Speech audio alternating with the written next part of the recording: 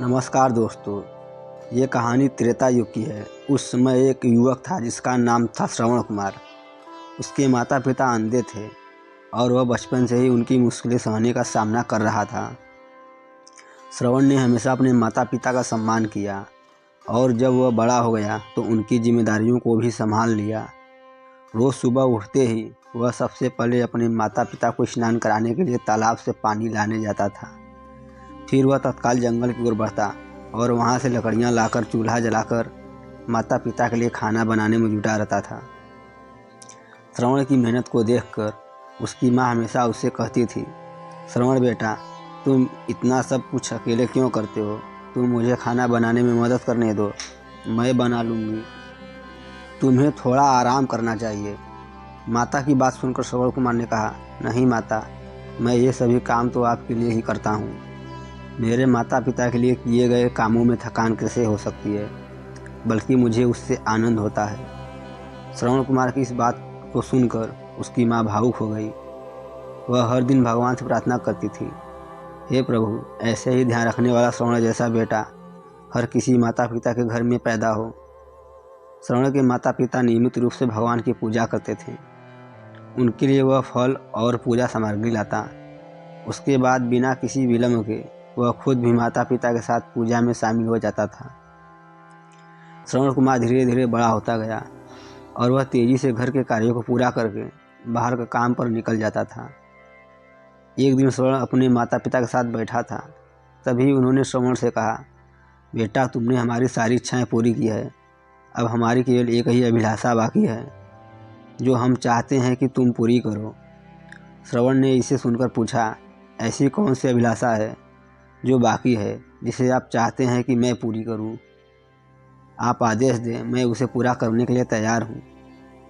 श्रवण के पिता ने इस पर कहा, बेटा, हम अब बूढ़े हो गए हैं और हम इच्छा करते हैं कि हम मरने से पहले तीर्थ यात्रा के लिए जाएं।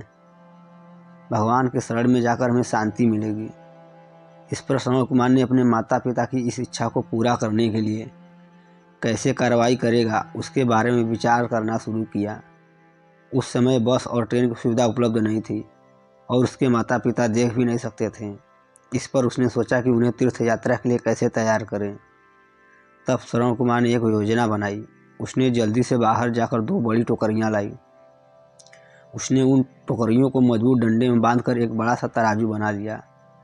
फिर श्रवण कुमार ने उस तराजू में अपने माता पिता को बारी बारी से गोद में उठाकर बैठा दिया।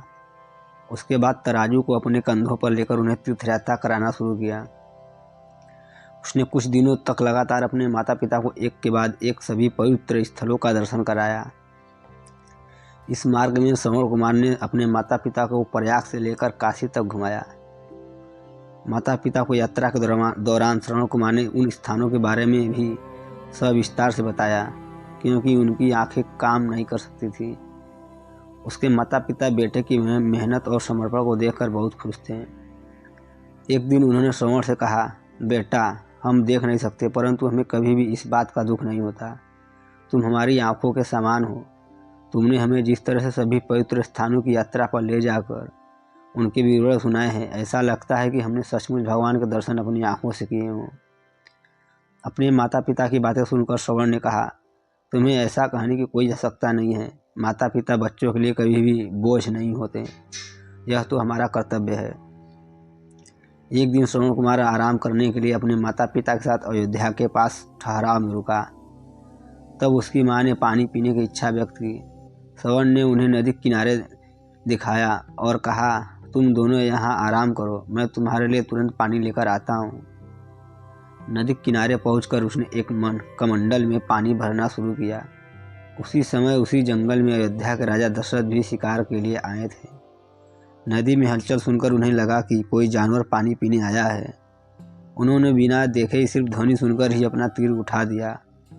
दुर्भाग्य से वह सीधे श्रवण कुमार को लग गया। तीर लगते ही वह चीख पड़ा। उसके बाद राजा दशरथ अपने शिकार को देखने के लिए पहुँचे। वहाँ श्रवण कुमार मौजूद था। वह त्वरित श्रवण कुमार के पास पहुँचे और बोले, मुझसे बहुत बड़ी भूल हो गई, मुझे माफ़ कर देना। मैंने बिल्कुल नहीं जाना था कि यहाँ कोई मानव है। मैं इस गलती के लिए कैसे पश्चाताप कर सकता हूँ, ताकि तुम मुझे माफ़ कर दो।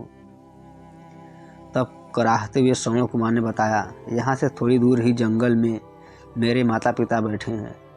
उन्हें काफ़ी प्यास लगी है।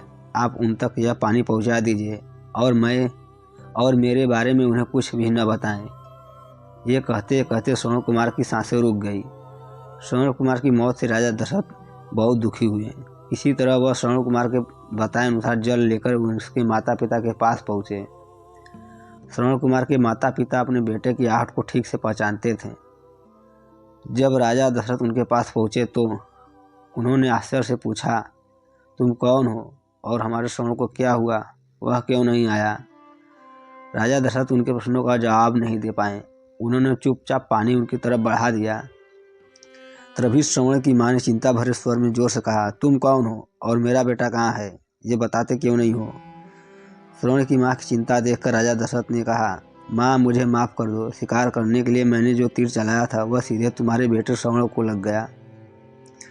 उसने मुझे तुम लोगों के बारे में बताया, इसलिए मैं यहाँ पानी लेकर चला आया।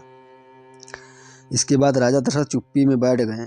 राजा दशरथ के वचन सुनकर श्रवण की माँ अपने आंसुओं को रोक नहीं पाई। उन दोनों ने अपने बेटे की मौत के दुख में राजा दशरथ के लाए हुए पानी को छूने से इनकार किया। श्रवण के पिता ने तब राजा दशरथ को पुत्र वियोग का श्राप दिया। कुछ ही क्षणों बाद श्रवण के माता पिता ने अपने प्राण त्याग दिए। कहा जाता है कि श्रवण कुमार के पिता के श्राप के परिणाम स्वरूप ही राजा दशरथ को अपने पुत्र राम से दूर रहना पड़ा था।